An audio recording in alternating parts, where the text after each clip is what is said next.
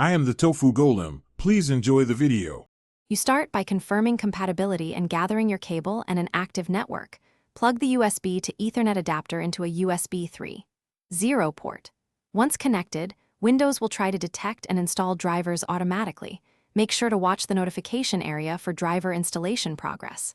If prompted, allow Windows Update to search for drivers, because OEM drivers can restore full speed and advanced features.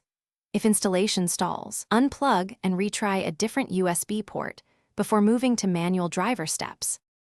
Next, open Device Manager and find the new network adapter under Network Adapters or Other Devices. You should update the driver. Choose Update Driver and select Search Automatically or Browse My Computer if you downloaded files. Make sure to pick 64-bit drivers for Windows 11 and restart after installation.